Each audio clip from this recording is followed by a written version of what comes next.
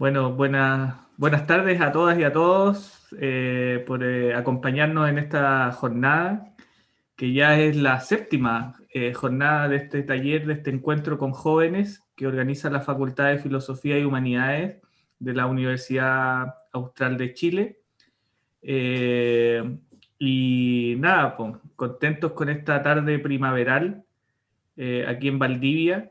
No sabemos si quienes nos acompañan son todos de aquí de la ciudad o de otro lugar, de Chile o el mundo. En esta virtualidad se ha dado, ¿no es cierto?, que nos han acompañado personas jóvenes de varios lugares de Chile, principalmente. Así que bienvenidas, bienvenidos a todos. En esta oportunidad vamos a iniciar un ciclo de conversaciones y diálogo de historia y política con jóvenes, que va a ser dirigida por dos profesores de nuestra facultad, el profesor Hernán Cuevas, que nos va a acompañar la próxima semana, que también lo tenemos aquí presente, y hoy nos va a acompañar el profesor Robinson Silva, quienes ambos, ¿no es cierto?, son docentes de nuestro Instituto de Historia y Ciencias Sociales de la facultad. Así que nada, pues gracias por estar aquí. Esperamos que disfruten y que nos acompañen, no solamente en la conferencia o en el conversatorio de la próxima semana con Hernán también, sino que en los que vamos a seguir proyectando, porque nuestra idea es que por lo menos de aquí hasta noviembre, fin de año, estemos con este ciclo de conversaciones con jóvenes, principalmente de enseñanza media. Así que voy a dejar primero al profesor Yerko Monge, que va a ser el moderador, quien va a apoyar a Robinson en la conversación, me imagino que en la ronda de preguntas y en los comentarios. Así que Yerko, por favor, adelante. Súper, muchas gracias, Marcelo. Hola a todas, todos quienes están aquí en la transmisión y nos acompañan en este ciclo de historia y política con jóvenes que emana desde la Facultad de Filosofía y Humanidades y organizado por la Coordinación de Extensión de este mismo espacio, ¿ya? Nos es muy grato contar hoy día. Saludamos a Robinson Silva, saludamos también a Hernán Cuevas, ¿ya?, quienes nos van a acompañar en estas dos sesiones. Hoy día vamos a estar con Robinson conversando acerca de este tópico importante desde la historia y las ciencias sociales, y nos va a hablar un poco durante esta primera etapa, ¿ya? Es importante destacar que en una primera instancia nos están saludando desde Osorno, Puerto Montt. Permite también Zoom generar estos espacios. Vamos a contar con una parte de carácter más expositiva. Hemos hablado con Robinson cerca de Punta Arenas, Valparaíso, ya nos están saludando, de cerca de 20 minutos de exposición, 20, 25, ya yo te voy a ir avisando, Robinson, cualquier cosa igual, y luego vamos a dar espacio también aproximadamente hasta las 7 para preguntas, consultas que tengan, ¿ya? Bueno, presentar al profesor Robinson Silva. Él es doctor en historia, ¿ya?, y nos va a presentar este primer taller que ha denominado Debates Constituyentes en la Historia Chilena, Pueblos, Democracia y Conflicto. Señalarle una breve introducción. El profesor Robinson Silva se ha especializado en el área de historia política, historia social del territorio. Sus visiones conjugan elementos desde la geografía, arquitectura, historia, así que también tiene una visión entre disciplinas que nos permite también comprender los elementos que va a presentar ahora. Así que, Robinson, todo tuyo el espacio y te voy avisando. Muchas gracias, Yerko. Gracias a la facultad por generar este espacio, a Marcelo, a Yerko y a Carolina y David, que están operando también para que todo resulte bien.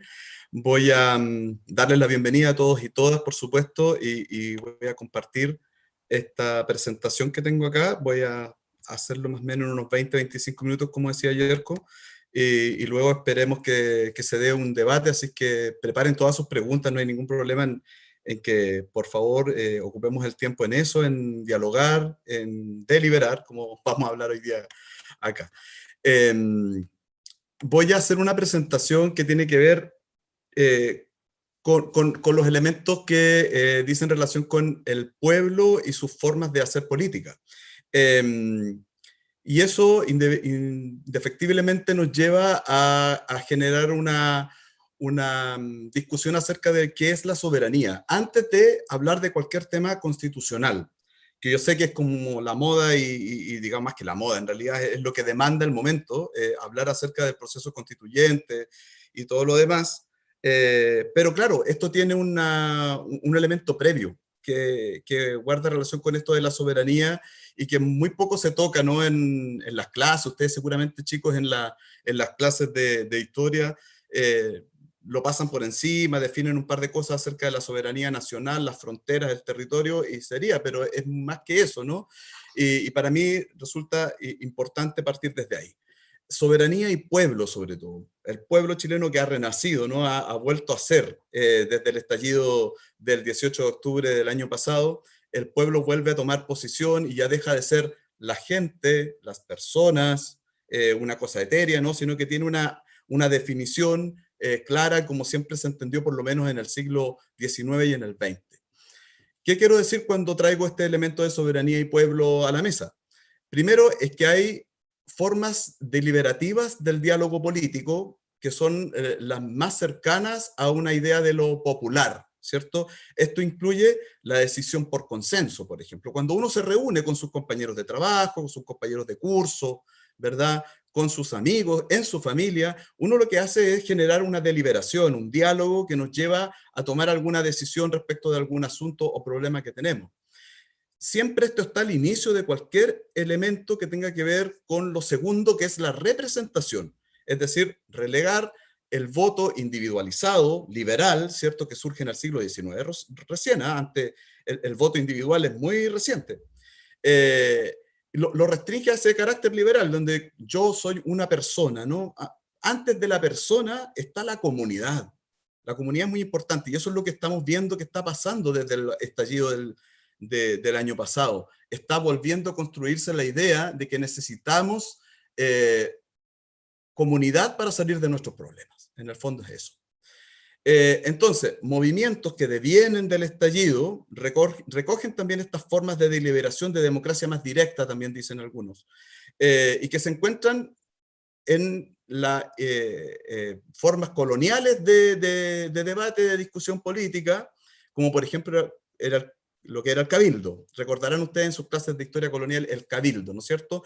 Gabriel Salazar dice lo siguiente: porque lo que se entiende por soberanía terrenal, no la divina, radica siempre por naturaleza en la comunidad viva.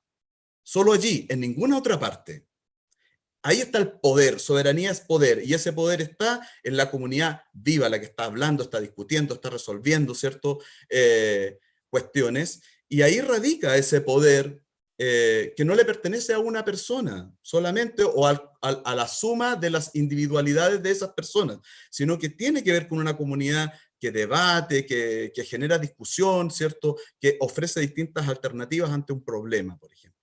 Entonces, si nosotros nos ponemos a ver la revisión de las maneras de ejercer la democracia, hay cuestiones que tienen que ver con que siempre se relega esta cuestión del voto. Y nos olvidamos de esto tan importante que hemos dicho, que nosotros, comunidad, somos soberanos y decidimos sobre nuestro futuro, ¿sí? Y eso es una democracia mucho más profunda que simplemente una representación política. ¿Mm? Esto está en la discusión de los movimientos populares de hoy, que estallan, ¿cierto?, en octubre, pero que también tienen un trabajo previo anterior, no es que solamente hayan descubierto la pólvora en octubre, por supuesto que no. Hay en todo esto lo que se denomina una nueva forma de hacer política, que en realidad de nueva tiene poco. En realidad es una forma de hacer política que está en lo más profundo de las comunidades que discuten, debaten, hacen, digamos, deliberación. En el fondo, lo que estamos haciendo los chilenos en el último año es reencontrarnos con nuestra propia tradición, que no está mediada por la institución del Estado, que está en nuestras formas más tradicionales o más cotidianas de discutir y de conversar, si ustedes quieren, no es solo discusión. Está en la reunión, en el grupo de amigos del compañero de curso, como decía, ¿cierto?, en todo eso. Y que también son formas muy políticas y muy profundamente políticas.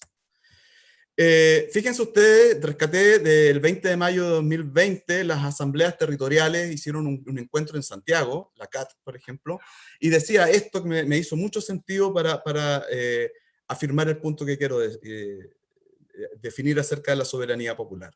Somos el pueblo organizándose para conquistar nuestras demandas sociales, defender los derechos humanos y construir una asamblea constituyente, tejiendo lazos de confianzas en los territorios, destituyendo a la clase política o el poder constituido y sus militancias partidistas tradicionales. Y ojo, que se han alejado de los ideales más profundos de la democracia, esto es, relevar la voluntad del pueblo soberano y trabajar por el bienestar de los pueblos. ¿Sí? Relevar la voluntad del pueblo soberano que decide, que hace política, que delibera, ¿no es cierto?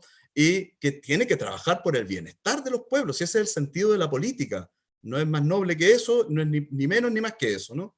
Entonces, las asambleas territoriales ya nos están diciendo que toda esta discusión tiene que estar en ese marco de soberanía popular. Vamos entonces a algunas cuestiones históricas. Yo voy a hablar desde la disciplina histórica, que es lo que a mí me corresponde, para empezar el debate posterior que vamos a tener, las preguntas, respuestas y diálogos, ¿no? Salazar, de nuevo, en el 2005, dice que es claro en definir qué es el pueblo mestizo, el sujeto que está en la discusión. ¿Quiénes somos este pueblo soberano que estamos diciendo cosas? Somos el conjunto de personas mestizas, ¿verdad?, que hemos estado desarrollando la vida, produciendo y reproduciendo la vida desde el siglo XVI en adelante. Todo, la manga de mestizos que somos nosotros. Un pueblo que, dice él, es nacido sin territorio, porque nunca pudo acceder a la tierra, a ser propietario.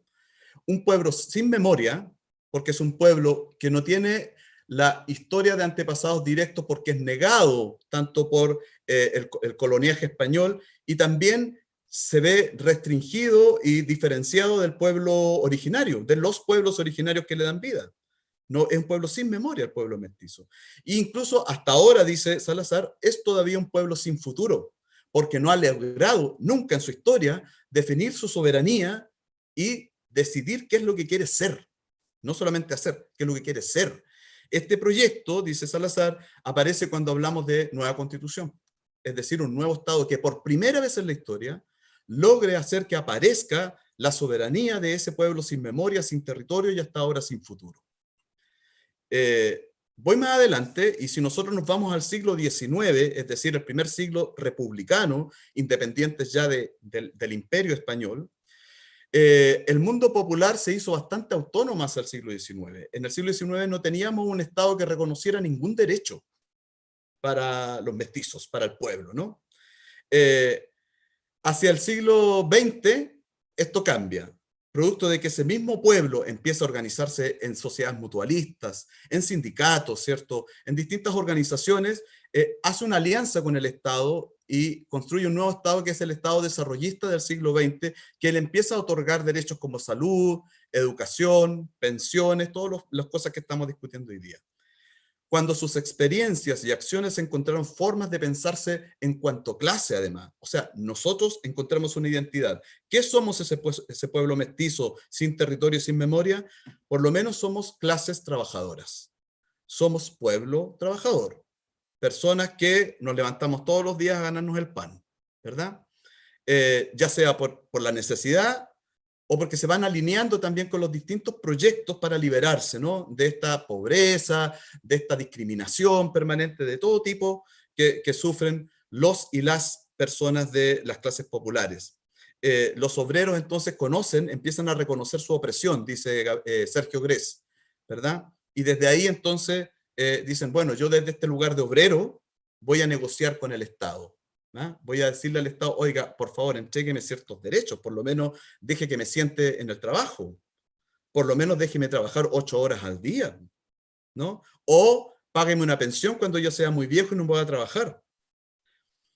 María Angélica Illanes hace un elemento todavía más fundamental a mi juicio, más profundo en este tema de la soberanía y del proyecto popular, y que tiene que ver con la cuestión territorial municipal. Ustedes dirán, que bueno, un municipio es otro elemento más del Estado. No necesariamente. Es una discusión con el Estado. En algún momento en Chile se discutió si el Estado era esta entelequia, esta cosa teórica que hay como arriba, instituciones, ¿verdad?, ministerios, poderes, ¿verdad?, autoridades, ¿De dónde nacía ese poder del Estado? Y María Angélica dice que es relevante ver el proyecto municipal, que en realidad, ¿dónde están los vecinos haciendo la vida deliberativa, democrática de verdad? Es en el espacio comunal, en el espacio más reducido, más pequeño, ¿cierto? Vecinal, si ustedes quieren también. Es la necesidad entonces de constituirse como un espacio fuerte y legítimo para decidir sobre la vida y el territorio. Por lo tanto, sería súper relevante que cualquier proyecto de soberanía popular tuviera que partir siempre desde su base territorial. Un proyecto de una nueva constitución, por ejemplo, debiera partir no por votar determinados representantes, debiera partir haciendo encuentros territorializados que sean a nivel de barrio, a nivel de comuna, a nivel de provincia, a nivel de región, para luego en un proceso deliberativo llegar al momento constituyente, ¿no? Y eso hoy día no se está dando en Chile, no se ha dado nunca en Chile. ¿Qué es lo que se ha dado en Chile? Es esto que yo traigo un poco de la teoría, pero que se los quiero explicar igualmente, que tiene que ver con las fugas y los desplazamientos. El pueblo chileno siempre ha tenido que emprender desplazamientos por su propia decisión o porque se han visto obligados, emprende recorridos, pierde su lugar, se reposiciona en otro espacio, ¿cierto? Como dice el pueblo, se gana. Es muy interesante porque utiliza esta expresión verbal, ¿cierto? Sobre todo el campesinado, pero también los sectores populares. Yo me gano en este lugar porque es lo que he logrado conquistar. Me lo gané por mi esfuerzo, por mi acción, por mi experiencia, por lo que sea. Yo me gané ese lugar en el mundo. Y en otro punto también, cuando no se gana, cuando pierde, se fuga, se va, se desplaza, y se fuga de la violencia del poder de las instituciones. Cuando tiene que exiliarse, cuando tiene que emigrar, por ejemplo, las migraciones, que son muy importantes, son en realidad huidas de la violencia del poder de las instituciones que no te entrega derechos, que te discrimina, que te excluye de las decisiones, por ejemplo. Ahora bien, históricamente, desde el mismo momento en que el Imperio Español se constituyó en estos territorios, en toda América, ¿cierto? También en las formas de integración al capitalismo que ocurrieron después de la independencia, en el siglo XIX, cuando nos salimos al mundo a venderle nuestras mercancías al capitalismo internacional, ¿cierto? También durante el siglo XX, cuando hacemos este proyecto de desarrollo modernizador, se crean industrias, ¿sí? Trabajo obrero, ¿verdad? En todo el siglo XX, en todos esos momentos existen estas fugas y estos desplazamientos, ¿sí? Las clases populares van intentando salirse o entrar del proyecto modernizador, del proyecto capitalista o del proyecto colonial, según tienen posibilidad o necesitan de eso. Estos tres momentos, el colonial, el capitalista, el desarrollista, ¿sí? Tienen una configuración de alianza de clase, ¿sí? Buscan colaboración muchas veces con con las clases medias, por ejemplo, profesionales, ¿sí? Y eso se refleja en un tipo de Estado específico y en un tipo de constitución específica, que es lo que vamos a revisar a continuación. Antes de eso, decir que por el norte y por el sur del país, por todo este largo zanjón, como podríamos llamarlo, ¿cierto? Desde el norte grande salitrero, por la Araucanía y hasta la Patagonia, ¿cierto? Siempre el pueblo se vio yendo y viniendo por esta ruta, buscando trabajo, buscando techo, buscando comida, ¿cierto? Intentando ser parte de la promesa del desarrollo, intentando ser parte del Estado, de lo que llaman hoy día la ciudadanía, ¿cierto? Ahora, esas fugas han sido sustanciales en la estrategia popular por la sobrevivencia. Por ejemplo, los obreros del salitre, del cual ustedes deben conocer completamente su historia de sacrificio y represión, ¿verdad? En el norte de Chile a principios del siglo XX, finales del XIX, ¿de dónde eran originarios? Eran campesinos sin tierra del Valle Central, ¿sí? Todas las personas, por ejemplo, que alimentaron las estancias ovejeras de Magallanes, de Punta Arenas, muchas o la gran mayoría de ellas venía, si es que no del extranjero algunas, muchas venían de Chiloé. Y así, un sinnúmero de ejemplos de fugas y desplazamientos donde el pueblo intenta reposicionarse para lograr un espacio en la ciudadanía y en el Estado. Esto que ven aquí, por ejemplo, son otros dos ejemplos. Chilenos en California. ¿Ustedes sabían, por ejemplo, que muchos chilenos a mediados del siglo XIX se fueron a California? A la famosa fiebre del oro que habrán visto en muchas películas. Eso es justamente una fuga, ¿sí? el pueblo busca salirse de la opresión del Estado que no le entregaba más que miseria y explotación en las haciendas latifundistas del Valle Central, y escucha por ahí decir a algunos marineros, en California encontraron oro. Vamos para California entonces. ¿Mm? O, por ejemplo, estos campesinos de Aysén, de Chile Chico, que durante mucho tiempo sus familias vagaron por el sur de Chile, pasaron a la Argentina, poblaron las zonas del Neuquén, del Río Negro, del Chubut, y en algún minuto entran de nuevo a Chile, ¿sí?, a su país de origen, para conquistar un espacio en ese territorio, Chile Chico, reprimido fuertemente por el Estado en algún momento, ¿sí? Hay miles de historias de este tipo, de fugas, desplazamientos, reposicionamientos del pueblo buscando su destino. Santiago Lorenzo, cuando habla de esto en La Colonia, tiene esta cita que me parece súper interesante para ver cómo se relaciona esta búsqueda del pueblo con el Estado. Dice, los métodos para arraigar a los marginados sociales en las ciudades van desde la imposición de tributos, impuestos, hasta la quema de los ranchos de los que viven dispersos y se resisten a cumplir las órdenes de la autoridad. Eran capaces, el Estado, las instituciones, capaces incluso de quemarle las casas a la gente para que obedeciera las órdenes de la autoridad, que en ese tiempo era llevarlos a vivir a un pueblo, reducirlos a pueblo, que no vivieran en el campo, que estuvieran ahí, ¿cierto?, controlados por la autoridad, porque así tenían mayor control de estos que se consideraban siempre unos delincuentes, unos cuatreros, ¿cierto?, unos bandidos. Vamos entonces a lo importante, que es el debate de hoy, pero a la luz de todo esto que yo he dicho, vamos a revisar las 3 experiencias más importantes de constituciones que nosotros hemos tenido en Chile, los 3 momentos constituyentes.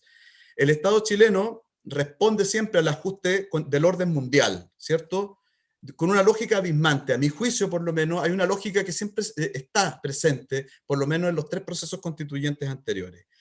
El alineamiento entre militares y empresarios. Este es el primer elemento que está, para después delegarle al poder político la gestión de las instituciones del Estado. ¿Sí? Si nosotros revisamos cada una de las constituciones exitosas en Chile, vamos a ver este elemento que es común a estos 3 momentos constituyentes. Vamos por partes. 1833. La Constitución de 1833. En 1810 comienza el proceso de emancipación que ustedes conocen, por supuesto. Tras varias ideas de orden social y político, intento federalista, intento moralista, constituciones más caudillistas, ¿cierto?, de todo tipo, finalmente los militares y el grupo empresarial afín al comercio exterior, representado por Diego Portales, ¿cierto?, se impone y delega en los políticos conservadores el orden republicano. Un elemento constante de esto es que el pueblo está ausente de esta discusión más que como mano de obra. Si ven aquí, por ejemplo, esta es la batalla del Ircay, en la imagen de mi izquierda, no sé cómo lo ven ustedes. La batalla del Ircay, donde se sella justamente el triunfo de las fuerzas conservadoras, los militares imponiendo su fuerza sobre los liberales y sectores que querían otros proyectos. Y por el otro lado está el pueblo que está puesto todavía en su condición colonial, viviendo su vida, su cotidiano, ¿sí? Y que cuando es sacado de estas chinganas, de su trabajo en el campo, de su trabajo cotidiano como artesano, ¿cierto?, como lo que sea, es utilizado como carne de cañón en las guerras. Pero en general el pueblo políticamente permanece ausente.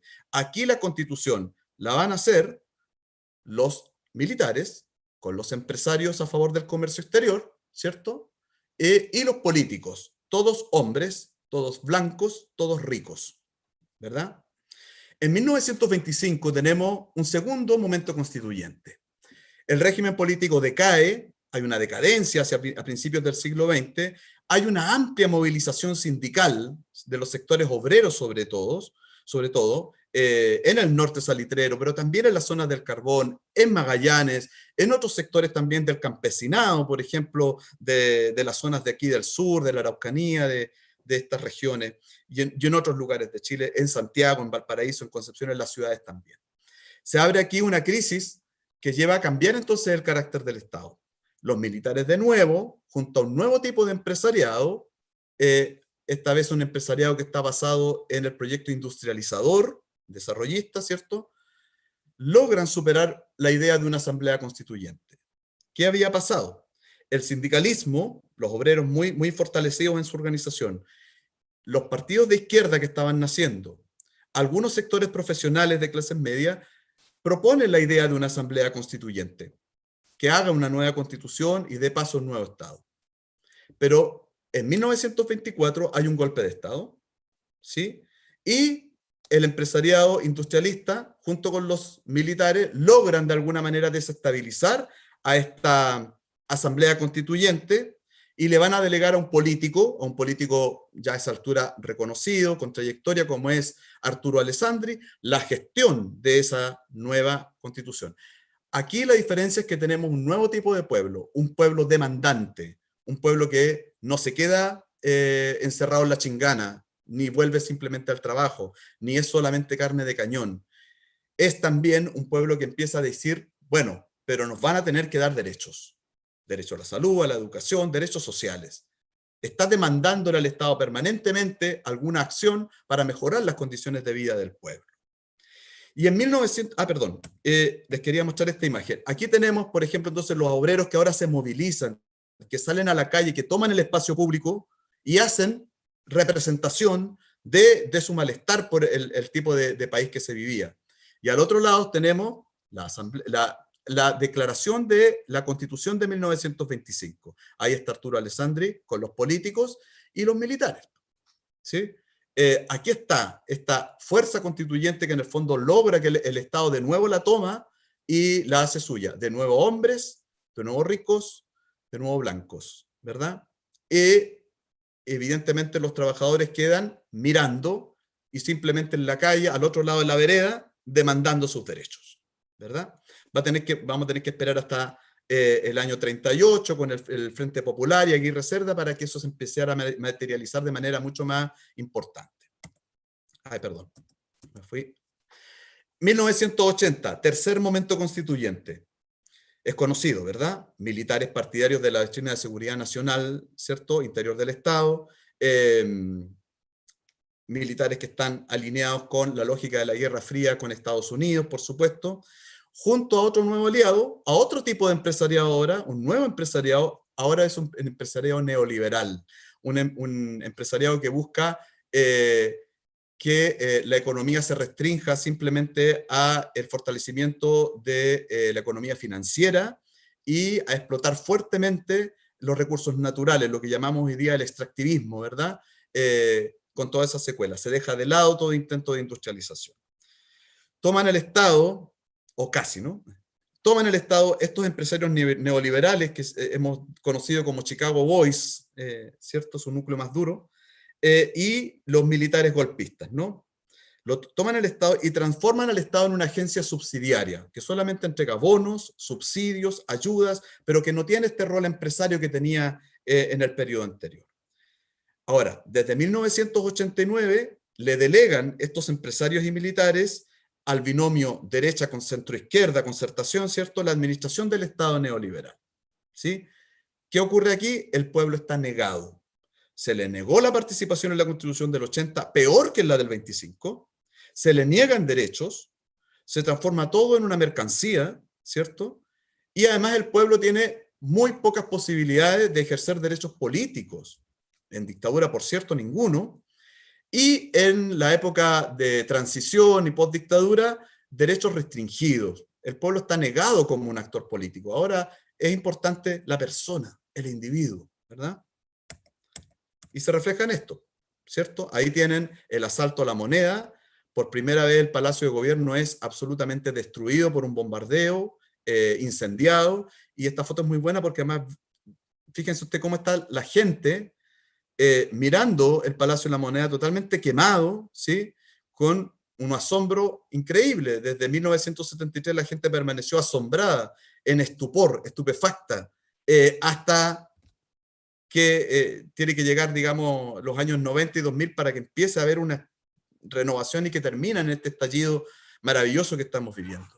¿Y qué tenemos en el año 80? La Constitución votada en unas elecciones fraudulentas, sin registros electorales, con un conteo de votos bastante extraño y con un militar como presidente de la República, un dictador, ¿verdad? Antes, unas imágenes simplemente del pueblo fugado, que se me olvidó pasárselas, disculpen. Y esto, llegamos entonces, después de estos 3 momentos constituyentes, a tener el debate, ¿cierto?, en torno a un pueblo que se empieza a movilizar de nuevo y a construir comunidad. A hacer, pero hacer colectivamente. Asambleas territoriales, ¿cierto? Aquí ven varios ejemplos, recogí ahí, gracias a mi amigo Hugo Romero que me presta estas imágenes.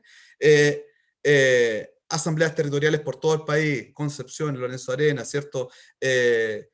Santiago, Conchalí, Los Alerces, que eso entiendo que es en Puerto Montt, ¿verdad? Andalien en Concepción, la coordinadora de asambleas territoriales, que reúne a varias asambleas de la región metropolitana, juntas de vecinos, todas volviendo a esta lógica de asambleas y cabildos, intentando por primera vez recuperar esta idea de soberanía, de espacio deliberativo común, para que podamos volver a ser un pueblo que se entiende como un colectivo y no como una suma de individuos a contar en una urna. ¿Sí? Voy a dejar hasta aquí la presentación, Yerko, y recibo todo tipo de comentarios y preguntas. Super, muchas gracias, Robinson, por la exposición cronométrico en los tiempos. Sí, ya. Así que también agradecer una presentación que da cuenta de varios elementos bien importantes e interesantes, sobre todo la idea de un proyecto histórico y social en el largo plazo. Así que ya tenemos dos preguntas que van en esa línea. Recordamos, somos cerca de 60 personas que estamos entre Zoom y YouTube, así que saludamos desde distintos espacios y territorios también. Así que ya saben, está abierto el diálogo. Si alguna de ustedes quiere pedir la palabra o quiere escribir su pregunta acá en el espacio de diálogo, en el chat, o también en YouTube, ¿ya? Por mientras, Robinson, te leo 2 preguntas que ya tenemos acá para contestar. La primera viene desde YouTube, ya, el canal se llama La Aventura de Andrés. Andrés, me imagino de ser, lo saludamos. Es una pregunta más bien de profundización. Pregunta sobre precedentes históricos donde se vio el pueblo deliberar y ejercer soberanía, por una parte. Y también Gaspar Gallegos, desde el chat acá en Zoom, nos pregunta y nos dice: ¿por qué o cuál es el sentido histórico de usar el término obrero como algo de lo cual sentirse orgulloso o orgullosa? Si se quiere liberar de ciertas explotaciones, ¿por qué usar un término que enaltece el ser explotado por los patrones? Esas son las primeras 2 preguntas. Por mientras yo estoy atento a lo que salga acá. Súper interesante, agradecer a las 2 personas que nos preguntan. Respecto hacia el pueblo alguna vez deliberó, la experiencia más cercana, como decía, es la asamblea del año 24, en realidad, previa a la de la Constitución del 25. Tampoco era total y absoluta esa participación, ¿no? Si es que alguna vez se puede alcanzar algo como aquello. Ahí participaron obreros, trabajadores, ¿cierto? Participaron también sectores de clases medias, militantes de izquierda, está bastante nutrida de ese tipo de activistas y militantes, y no tenía mayor participación de mujeres. Algunas había, pero no era muy importante. Y así, pues, tampoco había pueblos originarios, o sea, todo eso que decimos hoy día, pero para la época, para 1925, era una posibilidad de deliberación bastante más interesante de lo ocurrido de lo que se ocurrió en el siglo XIX, en 1833, por ejemplo. Disculpen. Entonces, claro, el pueblo delibera ahí en un momento interesante. El otro espacio de deliberación interesante tiene que ver con las municipalidades, con las comunas, con los territorios. En algunos casos, esto ha ido siendo, digamos, una demanda creciente. Hacia principios del siglo XX, vuelve a ser también una demanda creciente, se establece una ley de comuna autónoma que es rápidamente enterrada a principios del siglo XX, fines del XIX, y ese también era un espacio de deliberación interesante, porque pensemos que el poder en realidad proviene del pueblo, y el pueblo está territorializado, vive en un espacio que él mismo ha construido, que él mismo ha decidido cómo hacer. Entonces, de esa manera, la ley de comuna autónoma era muy interesante también como espacio deliberativo, pero también de nuevo el Estado la tomó, digamos, esquilmó.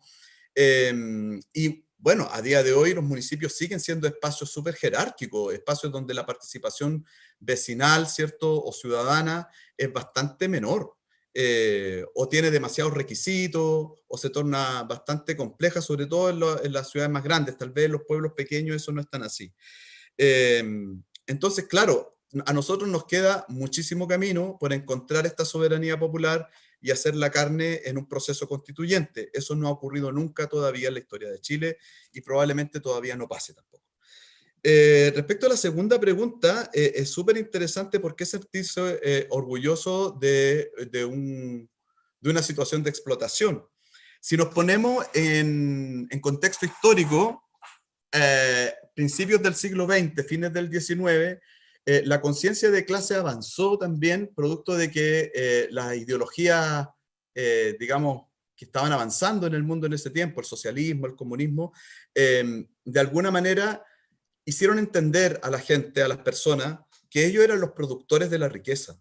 Entonces, para las personas era muy importante saber que esa máquina la construí yo, ese edificio lo levanté yo, esta calle la hicimos nosotros con mis compañeros. Entonces, el orgullo obrero viene más bien por esta conciencia que empiezan a tomar las personas trabajadoras, de que ellos son los constructores del mundo que habitamos. En ese sentido, hubo hasta por mucho tiempo una especie de orgullo obrero, si tú quieres, que durante todo el siglo XX se manifestó fuertemente. Los sindicatos hacían también gala de eso, y claro, o sea, los discursos que van en el sindicalismo, por ejemplo, diciendo que el país no se movería sin los ferrocarrileros, el país no existiría sin los obreros del cobre. Eso tiene que ver con eso, justamente con esa conciencia de clase que considera que los trabajadores son los constructores de la riqueza, son los constructores del país, ¿sí? Y no los empresarios. Eso cambia radicalmente después de la dictadura. Eso cambia radicalmente. Entonces, claro, hoy día el discurso no es ese, el discurso es tratar de salir de esa condición e instalarse como alguien de clase media. Fíjense ustedes cómo triunfó esa idea de que la clase media era todo Chile prácticamente, ¿no? Cuando sabemos que, y el estallido y la pandemia han hecho ver justamente que estamos lejos de que todo el país sea de clase media. En la inmensa mayoría de este país son trabajadores, de distinto tipo y condición, pero son clase trabajadora. Pero no existe ese orgullo, no, ya no existe esa condición de me siento orgulloso, tal vez en algunos sectores reducidos, pero no en la gran mayoría.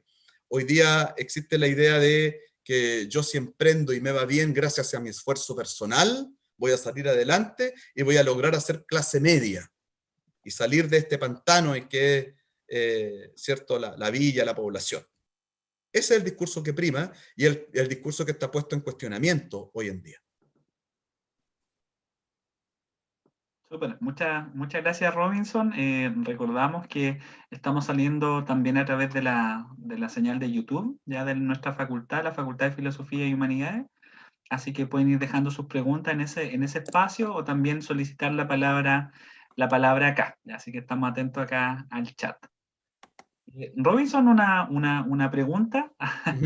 Desde, Sí, dale, no, ya, tú, por ejemplo, a partir de lo que has estudiado, lo que tú proponías, por ejemplo, ¿es posible hablar que este momento constituyente es de cierta manera una continuación de estas demandas históricas de largo plazo como del pueblo chileno? ¿Cuál sería como la continuación o la diferencia con lo que teníamos antes, por ejemplo, en otros momentos? Sí, sabes que eso es súper interesante y nadie se lo está preguntando mucho, es verdad interesante. Yo considero que sí, es una continuidad de esta discusión, sin duda. Pero es súper relevante también tener en cuenta cómo el acuerdo por la paz que fraguaron los partidos políticos construyó este proceso constituyente que estamos viviendo. Expresamente en el artículo 152 de la ley 22.100, que es cierto, si no estoy mal ese es el número, que da paso a este proceso constituyente, dice que la convención, cualquiera de las dos que sea, no puede arrogarse la soberanía nacional, ni la convención en su totalidad, ni una parte de esa convención. Por lo tanto, se establece que no podrán cambiar el estatus de república del país, del Estado, no podrán cuestionar el régimen democrático, no podrán modificar los tratados de libre comercio y alguna cosa más que se me va. Es decir, le restan algún grado de autonomía a las decisiones soberanas que pueda tomar esa convención. Por lo tanto, es lógico que no se llame Asamblea Constituyente, porque no lo es. Es, sin duda, un paso adelante en la superación del régimen político y económico social que hoy día tenemos. Sin duda, eso no se puede negar. Producto de la movilización popular. Dicho sea de paso, a ningún político se le ocurrió el 17 de octubre de 2019 hablar de estos temas. No estaba en la agenda. Y lo que sí hay que decir en ese sentido es que la manera de encarar el proceso constituyente tiene que ser un poquito menos fáctico. No se termina nada, ni se determina todo el 25 de octubre con un voto en un plebiscito. No significa nada el que salga determinada convención y sean electos determinados convencionistas y tales otros. Nosotros estamos en un momento de apertura de un proceso que seguramente va a llevar mucho tiempo, que va a ser una discusión bastante más profunda y más larga. Yo siempre doy este ejemplo. La independencia, el proceso, digamos, empezó en 1810 y recién tuvimos una constitución afirme en 1833. ¿Sí? Para lo del 25 podríamos decir que no fue tan largo, pero la descomposición de la élite política duró bastantes años también antes de la Constitución de 1925 y entre medio se revoltaron los militares, ruido de sables, todo eso, ¿no? Para lo del 80 el golpe fue el 73, el año 80 tuvimos la Constitución. Es decir, estos procesos son más largos, no se terminan ni se acaban con un solo hecho. Lo que sí requiere es de nuestra participación, de nuestra opinión, de nuestra activa participación, ejerciendo soberanía. Y eso significa, más allá de votar o no, ¿sí? Participar de algún grupo, colectivo, junta de vecinos, centro de estudiantes, lo que sea, pero dar a conocer mi opinión. Eso es mucho más importante, inclusive, que el delegar la representación en alguna persona. Aunque esto también es importante, sin duda lo es. Pero quiero decir que el proceso es más largo, que estamos abriendo una etapa para cambiar el régimen político y económico-social, ¿verdad? Y que eso requiere de la participación activa de todos y todas.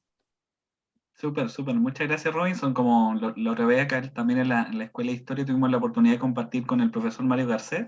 Decía que, claro, el 25 es importante, pero él le preocupaba y el día clave iba a ser el 26 de octubre, cuando llegara a gestarse y también generar contenido para este momento, que esperemos que se genere.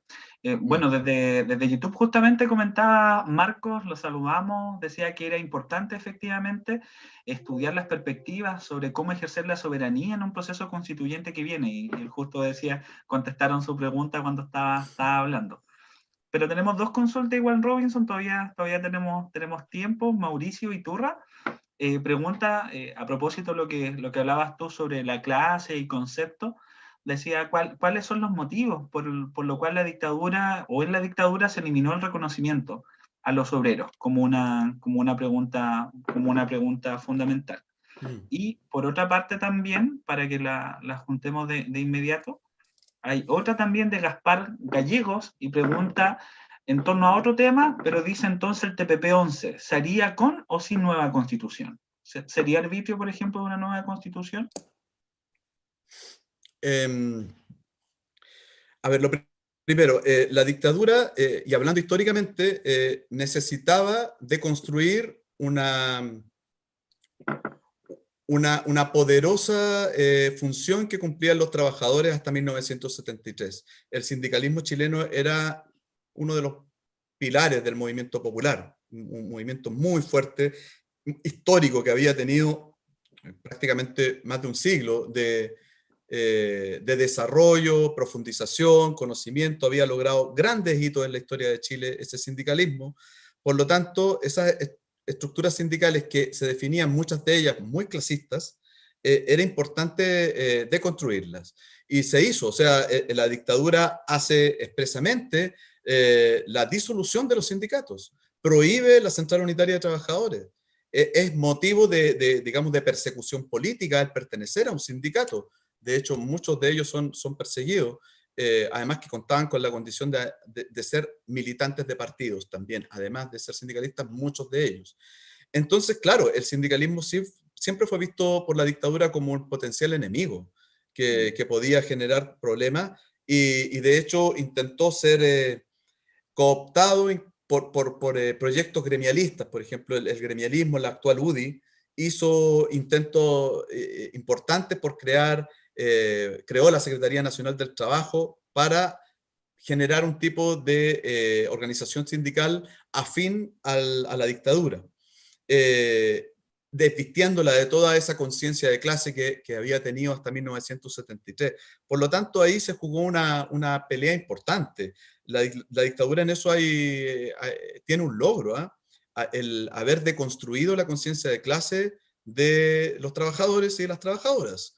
Eso lo logró con creces. Y recién ahora estamos viendo algo de despertar, pero no es casual, si ustedes se fijan, que en el estallido social es el sindicalismo el más atrasado de los movimientos populares y sociales en Chile. Salvo algunas excepciones, no es ni con mucho el pilar de estas nuevas luchas. Sí lo es el feminismo, sí lo es la lucha de los pueblos originarios, sí lo es la juventud, ¿cierto? Otras categorías. Pero el sindicalismo no está a la altura. La CUT es absolutamente ausente de las grandes decisiones que toma el movimiento popular o las acciones que toma el movimiento popular, o es marginal en ese sentido. Entonces, para la dictadura era fundamental y lo logró.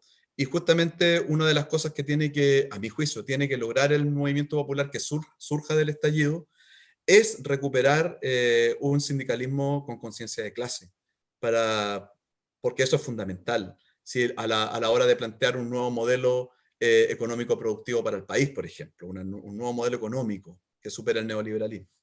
Respecto al TPP-11, entiendo yo que eso está votado por el actual Congreso Nacional. Hasta donde sé, no estoy seguro si ya finalmente salió del Senado y ya es ley de la República, entiendo que sí. Si es así, entonces queda absolutamente refrendado con la nueva Constitución y no puede ser cambiado. ¿Sí?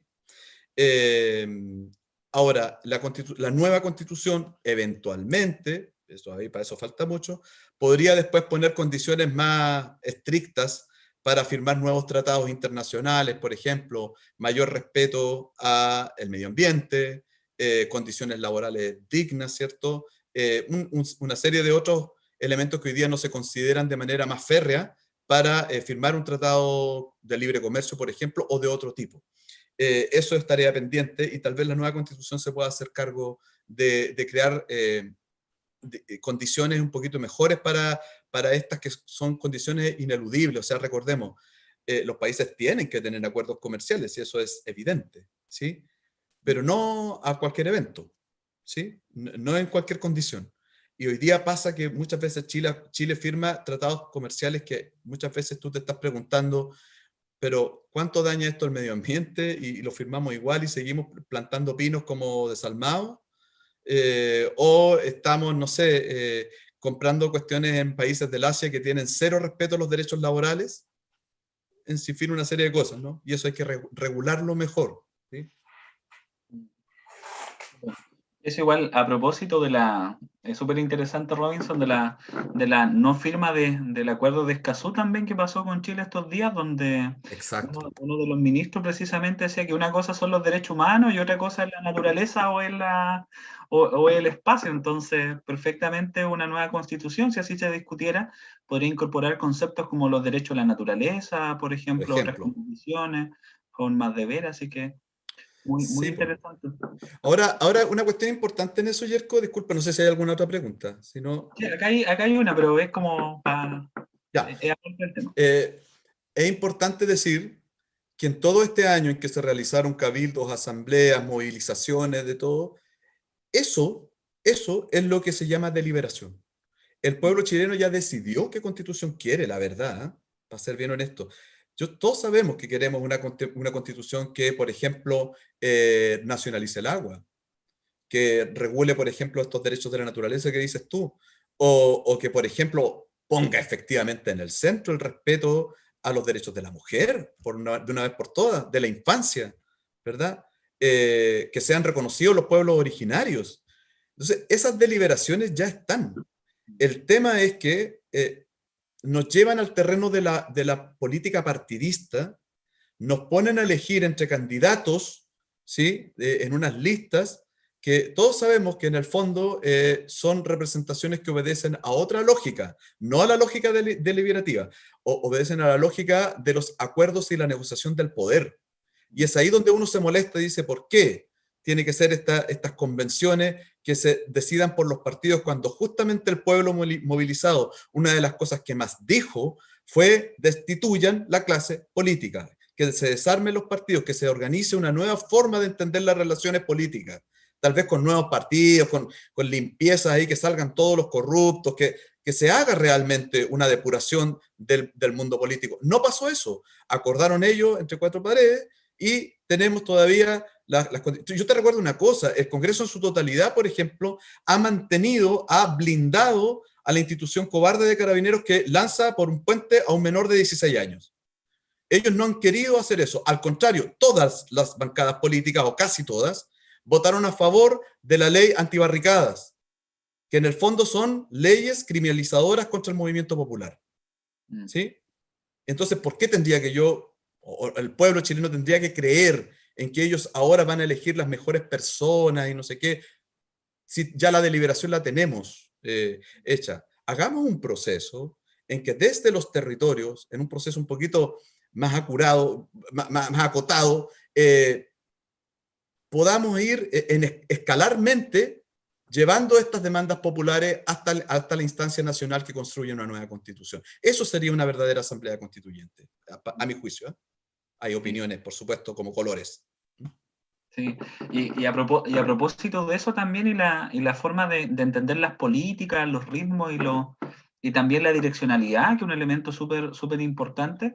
Ignacio desde YouTube nos pregunta, bueno, a propósito de toda esta discusión, ¿cuál es el rol finalmente que tienen, por ejemplo, jóvenes como los secundarios en este proceso constituyente, tomando en cuenta que muchos de ellos fueron los catalizadores, por ejemplo, participaron muchísimo en el movimiento, sin embargo, precisamente este pacto de la política los dejó fuera de la toma de decisiones? Exacto. Claro, ahí está justamente el hecho de que los secundarios no solo han estallido, los jóvenes en realidad, sino que desde antes ya venían planteando cuestiones que eran fundamentales de la estructura política del país, ¿sí? No solamente con su tema estudiantil de educación, sino que en varias otras cosas, en temas de género, en un sinfín de temas. Y bueno, el acuerdo los excluyó, no les permitió votar en esta elección, así como no les va a permitir votar a personas, digamos, entiendo, no sé cómo está el tema ahora, pero entiendo que las personas infectadas, contagiadas con COVID, no se les va a permitir o hay muchos problemas con eso. Hay varios problemas en este asunto. Ahora, es verdad también que era muy difícil hacer un proceso eleccionario en pandemia, no es normal, está bien. Pero volviendo al tema de los jóvenes, es muy importante lo que dices tú, porque los jóvenes son el verdadero reactor de esta movilización y que ellos no participen significa de alguna manera excluir al corazón del nuevo régimen, pues, de lo que tiene que abrirse a partir del 25 de octubre en adelante. Ahora, ¿cuál es la decisión o qué debería hacer el grupo de jóvenes, ¿cierto?, que no va a poder votar? Incidir. El día que se elijan estos convencionistas, si es que se llega a elegir eso, estar ahí, como todo el pueblo movilizado, los jóvenes también, molestando, diciendo, ya, usted fue elegido para escribir la Constitución, me tiene que poner esto, esto y esto en la Constitución. Movilizarse, seguir luchando. No podemos irnos para la casa. Que no nos pase lo que se celebra hoy día el 5 de octubre del 88, que le dijimos a los políticos, ya, ustedes encárguense de negociar con la derecha y con los militares. No. Hoy día tenemos que estar más presentes que nunca, todos los días, así como lo hacen valientemente los jóvenes que defienden a los TENS en Plaza Dignidad, ¿sí? Y como lo hacen hoy día, por ejemplo, en miles de ciudades y pueblos de Chile, muchas personas que salen a reclamar la libertad de todos los presos y presas políticos de la revuelta y del estallido. Los jóvenes tienen que seguir activos, igual que toda la ciudadanía, digamos. Súper, súper. Y eso también va de la mano con un elemento súper importante, Robinson, que tú igual lo indicabas y aparece aquí en las preguntas también, en torno a lo que significaba la política. Durante mucho tiempo también la política era algo ajeno a nosotros y así también fue parte del proyecto de la dictadura. Sin embargo, un acto político también es la protesta, la construcción de proyectos, participación.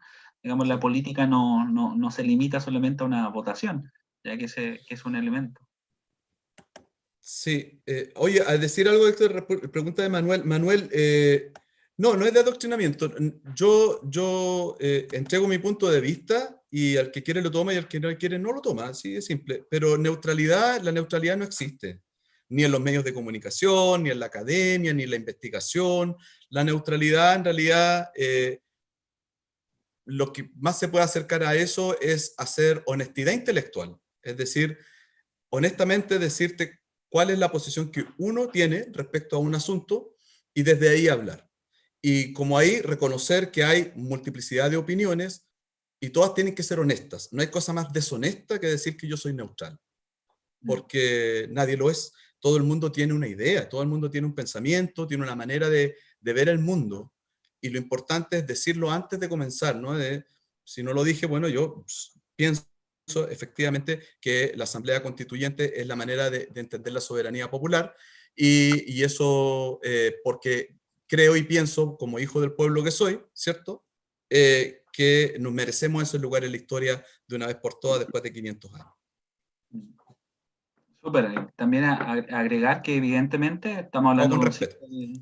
un ciclo de historia y política, evidentemente. La universidad es de esperar que siga siendo plural, evidentemente. Hay distintas Claro. perspectivas y ya estamos presentando lo indicamos desde un comienzo, desde la historia social y política. Hay una tradición, lectura referente también a eso y evidentemente este espacio de preguntas es precisamente para poder debatir, hacer preguntas en torno a la tesis, si hay alguna otra perspectiva, preguntarla también, digamos, es un espacio abierto, así que también hacer esa aclaración y plegar más a tus palabras también que decía Robinson.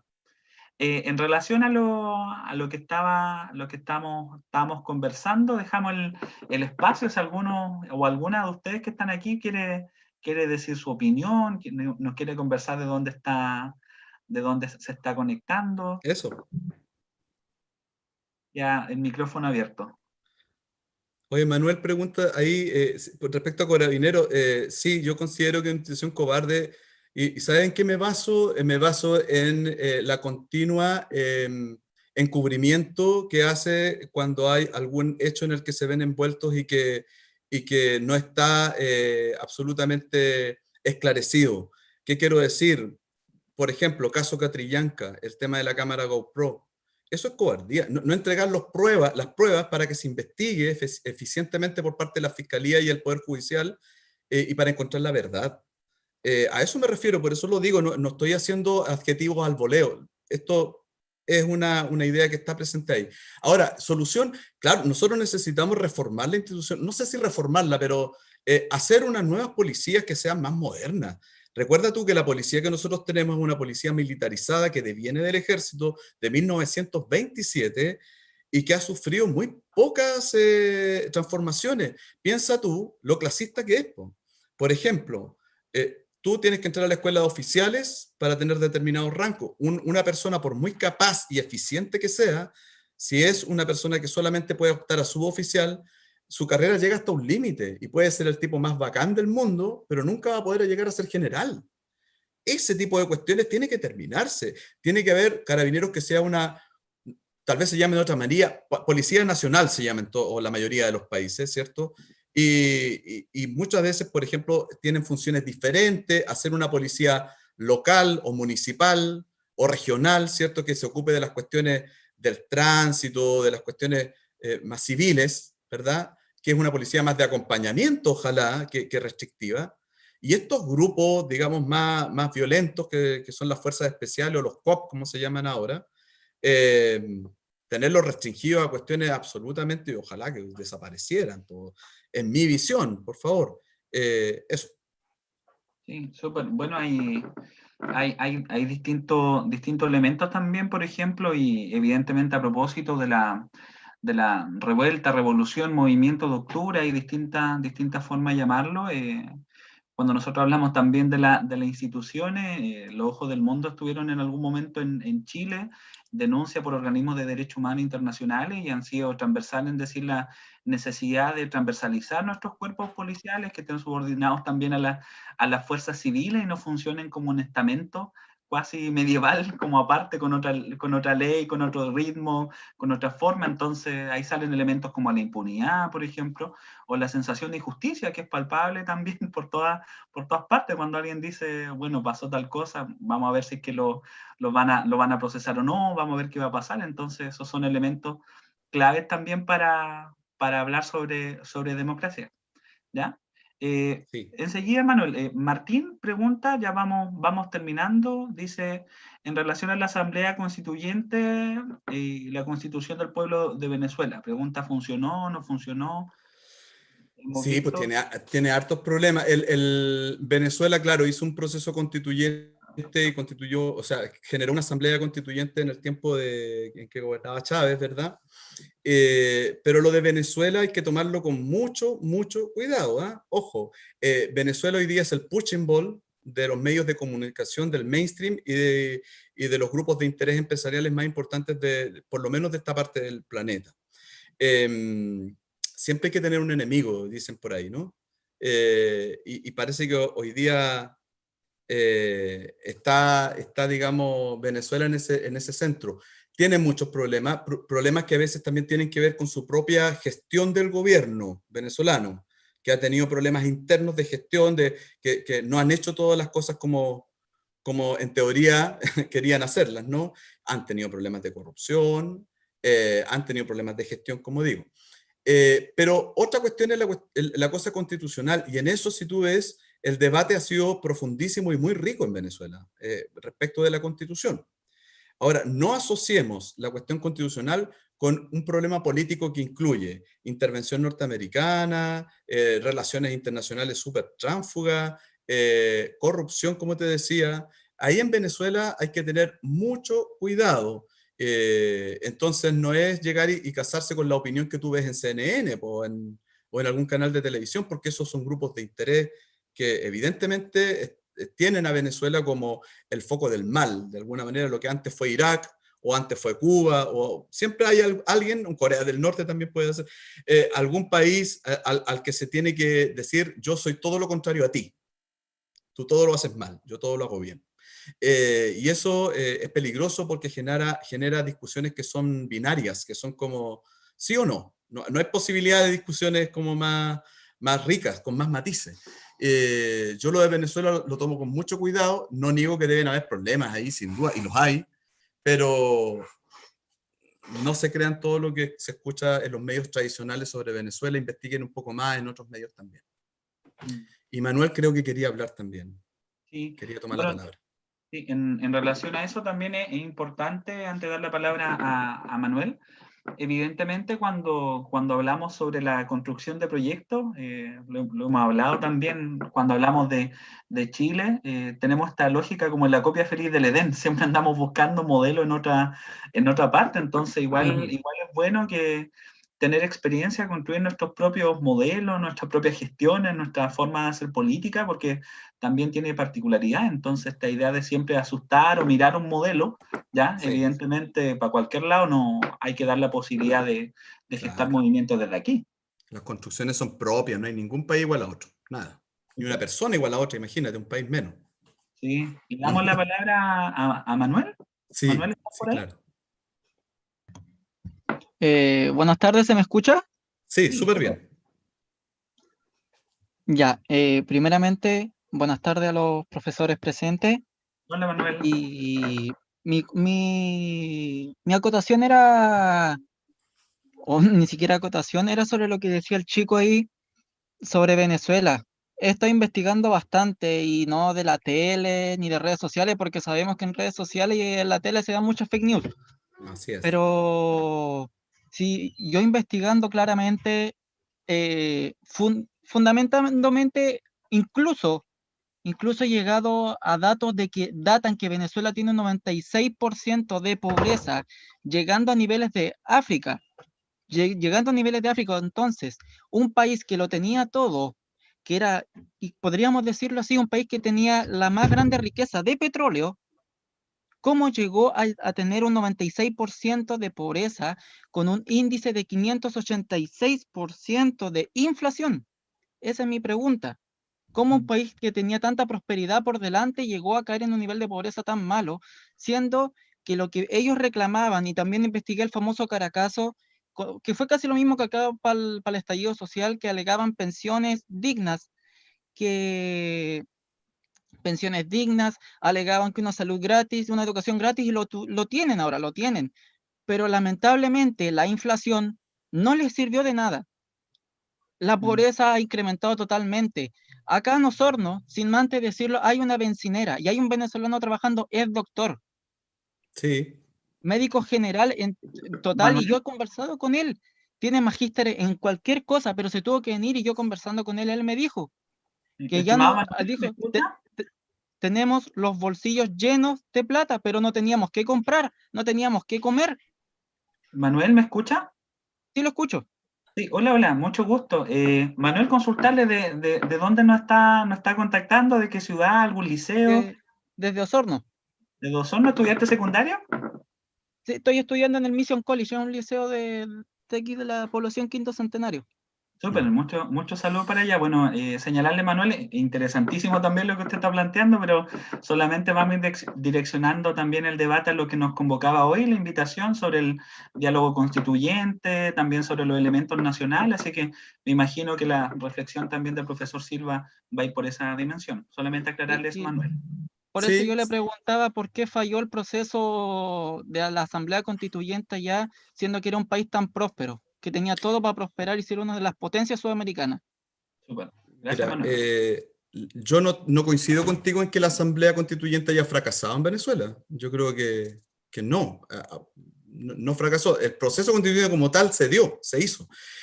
Tampoco coincido en que haya un 96% de pobreza en Venezuela. Venezuela seguramente está muy mal económica, pero el 96% de pobreza es imposible. Ni Haití es tan pobre.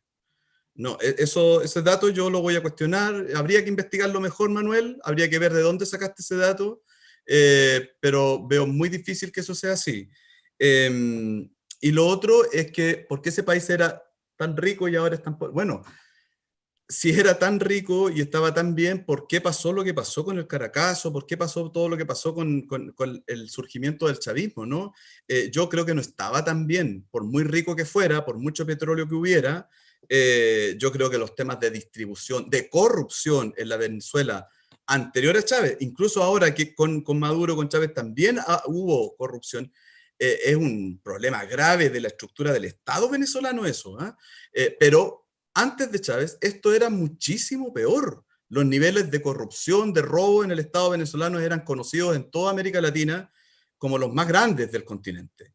Entonces la gente, los venezolanos de verdad, tenían situaciones paupérrimas de vida durante ese periodo que hoy día se nos vende como que estaba tan bien Venezuela, ¿no? Antes del chavismo. Eso no es real. Si no, no hubiera existido esto. Es decir, es como también si nosotros dijéramos, el estallido son puras personas como radicalizadas que están alegando, pero en realidad el problema no existe. Sí, el problema de las pensiones es real. El problema del endeudamiento por la educación es real. Los deudores CAE, por ejemplo. Es real el tema de la salud pública y su desfinanciamiento. O sea, existen los problemas. Entonces, claro, yo lo que llamo es hacer un rastreo un poquito más profundo en las situaciones.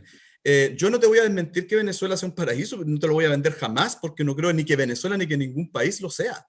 Y seguramente tienes muchos problemas y tal vez tenés hasta más problemas que Chile, a lo mejor. A eso súmale, no escuché en tu alocución, pero a lo mejor hay que investigar más, por ejemplo, en términos de si no hay nada en Venezuela, ¿por qué no hay nada en Venezuela?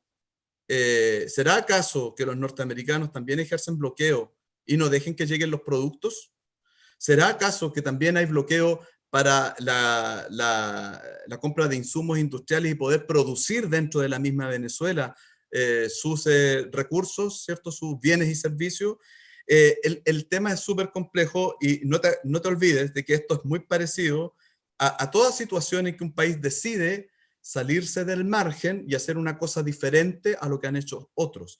Si esto es para bien o para mal, eso es materia de la historia y habrá que hacer una revisión profunda de esos procesos. No te voy a vender nada, no es mi misión tampoco, pero respecto a la Asamblea Constituyente Venezolana, dio origen a una constitución que otorga bastantes derechos a los venezolanos que por la condición del país no han podido establecerse realmente. Sí, es cierto, mucha gente ha emigrado de Venezuela y mucha gente está volviendo a Venezuela también. Ojo, que no han podido en países, no solo en Chile, en muchos países, con la pandemia y por otras situaciones, han dicho, bueno, parece que estoy mal en Venezuela, pero acá estoy peor. Así es que todo tiene bemoles, todo tiene matices y es bastante complejo de analizar y para ponerse en una sola situación. Eso, respecto había otra pregunta, Yerko, por la educación, me parece. Sí, la estaba buscando acá con los comentarios. Sí, Ah, adelante. no era más o menos lo mismo que estaban preguntando cuando hablaban Ah, de gente como sobrecalificada en funciones que no eran vale, precisamente perfecto. las que nos habían dado. Bueno, Sí. tenemos varios comentarios también. Saludos, Robinson, te cuento desde YouTube, ex estudiantes también. Y Saludos. estudiantes, Sebastián Covarrubias, Sandra Araneda, Pedro Fernández, Pedro Mella también te envía Y un abrazo a saludos y agradecer todos. la exposición. Acá tenemos una pregunta, dice, Francisca Norambuena, dice, han habido otros países que han tenido asambleas constituyentes exitosas, cambio de constitución que han mejorado notablemente los países, ¿por qué centrarse siempre en Venezuela? A propósito de lo que... Claro, está Colombia, está Islandia, ¿no? Siempre se dan esos mismos ejemplos, pero varios países hacen cambios de constituciones de distintas maneras. No hay ningún proceso constituyente igual a otro, todos son distintos. Así que también confiemos en que los chilenos hagamos nuestros propios procesos. Somos gente súper creativa, trabajadora e inteligente. Yo tengo una alta opinión del pueblo chileno, por si acaso. Super. Lo podemos hacer bien. Sí. Sigue abierto el espacio para alguna última ronda de preguntas, centrándonos en el tema que nos convoca sobre historia y política a propósito del proceso constituyente. Evidentemente hay cosas que son muy, muy interesantes, pero necesitarían otro ciclo para conversarla con más detenimiento también. Claro, hay que hacerlo, sí. Sí, no sé si hay Por ahí algo decían de las Fuerzas Armadas. Acuérdense, chiquillos, que las Fuerzas Armadas no son deliberantes. Se tienen que restringir al poder civil. ¿Y por qué es eso? Todos los países lo tienen. Eso es porque ellos tienen el monopolio del uso de las armas. ¿Sí? O sea, es una persona como si uno dijera, claro, este tipo mide 2 metros, ¿cierto? Hace rugby y pesas. ¿Sí? Entonces, mejor que no opine de esto porque tiene una fuerza descomunal sobre el resto. Entonces, por eso se decide que las Fuerzas Armadas sean no deliberantes. El pueblo delibera, ¿sí? Y las Fuerzas Armadas, al tener este privilegio de contar con las armas y su monopolio, por eso queda, digamos, esperando que el pueblo decida, la opinión pública decida qué hacer, por ejemplo, con una nueva constitución. Por eso es. Sí, esa era la pregunta de Iván, había quedado arriba, donde baja Había rotando quedado, algo. sí, que me había acordado que estaba ahí. Sí. Sí, bueno, gracias Robinson. Decía en torno a cómo se ven afectadas las Fuerzas Armadas y en un caso de una nueva constitución, cómo debería el pueblo regular efectivamente también Claro. eso. Era la Interesante pregunta. pregunta esa, muy interesante. Recordemos que ahora, todo esto que yo decía de empresarios y militares, recuerden que hoy día justamente el proceso es muy diferente porque nosotros no tenemos a los militares en el pie en que los teníamos en los procesos constituyentes anteriores, producto de miles de situaciones. Ustedes pónganle la condición que quieran, pero hoy día los militares no están jugando un rol político muy importante, ya sea por los casos de corrupción, ya sea por su tema con los derechos humanos. Los militares yo creo que quieren estar un poquito más tranquilos, no quieren meterse en esta discusión. Y entonces esto abre una posibilidad para que el proceso constituyente, por primera vez en la historia de Chile, sea bastante más civil. ¿Sí? Vamos a ver cómo resulta. ¿Sí? Súper. Bueno, varios también han agradecido aquí. No sé si hay alguien más que tenga alguna duda, consulta, que quiera pedir la palabra, contarnos de dónde nos está hablando, o inclusive si puede ser interesante si participa en alguna organización también a propósito de lo que estamos viendo. Dicen, no, Sí. no entiendo dice. Ah, no, pero No, asambleas pero constituyentes en otros países, que yo creo que podríamos estar analizando Colombia, a sí, rato. un montón, ¿ah? Por ejemplo, la de Colombia es interesante porque fíjate tú que para ser un país que ha estado gobernado por la derecha y por el neoliberalismo, igual que Chile durante mucho tiempo, hicieron un proceso constituyente lo más normal que hay. Algunos les podrá gustar, otros no, otros sí, pero hicieron su asamblea constituyente y una nueva constitución que otorgó bastantes derechos, ¿eh? Reconocimiento a pueblos originarios, por ejemplo, en un gobierno de derecha. Entonces, eso también en un régimen de derecha, más que un gobierno, en un régimen de derecha. Las asambleas constituyentes tienen que ver con la decisión del pueblo y dejemos que sea el pueblo chileno el que decida, más allá de los ejemplos que podamos tener en Bolivia, en Ecuador, y son pueblos muy distintos. Sí, mira, hay una pregunta interesante también, Robinson, nos hace nuestra colega Karin Oces también desde la Hola, Escuela Karin. de Graduados, Sí, de YouTube nos un abrazo para acompaña. ella.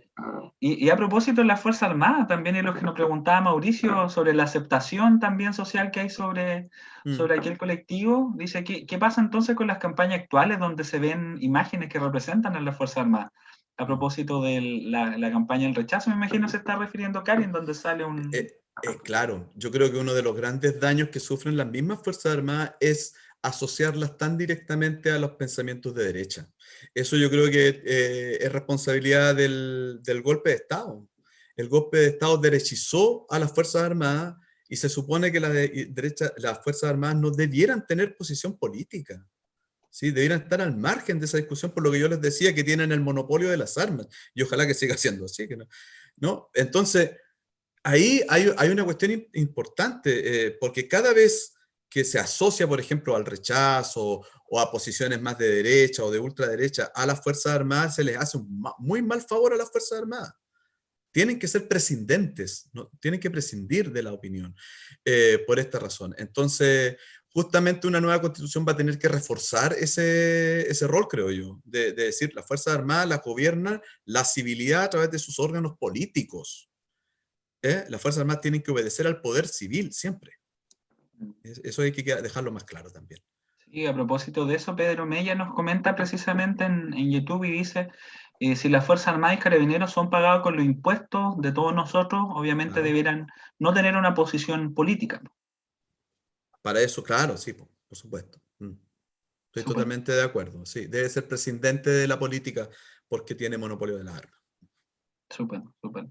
¿Alguna otra? Ya estamos finalizando. ¿Alguna?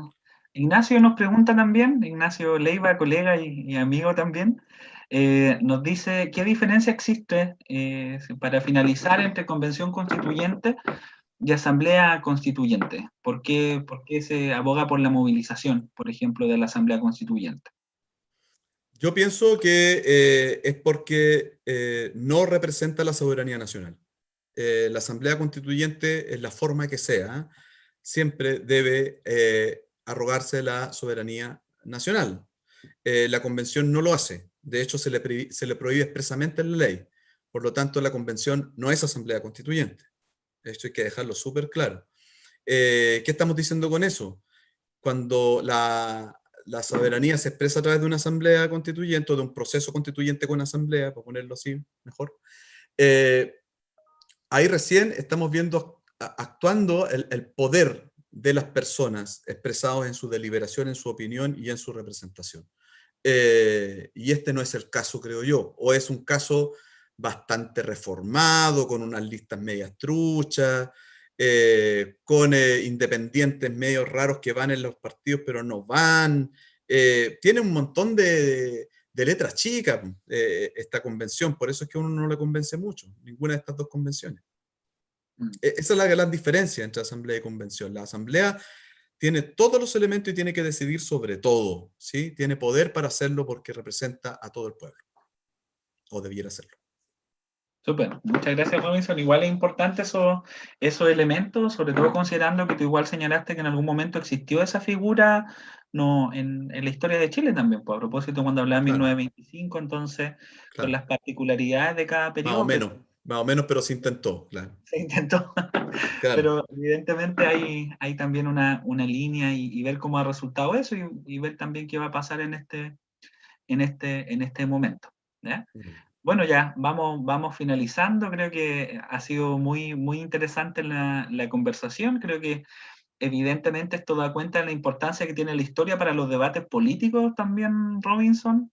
Tú bien lo sabes, ¿cierto? Porque evidentemente cuando nosotros estamos hablando sobre dinámicas del presente, ¿ya? La historia también tiene bastante que decir, nos permite dar proyección, nos permite también poder aprontar ciertos elementos. Entonces, por tanto, te agradecemos mucho tu presencia virtual en este caso, también lo agradecen. Vanessa Vera también te envía saludos, dice excelente Saludos taller. para ella. Profesor Robinson, Ignacio también, y quienes nos están viendo también acá del chat, y saludar también a los y las estudiantes secundarios que nos pudieron acompañar desde Punta Arenas, Osorno, Frutillar, Puerto Montt, de distintas, Valparaíso creo que también teníamos, así que esos son el dulce Sí, y agraz que tiene Zoom, permite... no, claro, yo quiero agradecerles a cada uno y sobre todo a los que preguntaron, intervinieron. Muchas gracias por sus preguntas y por sus intervenciones.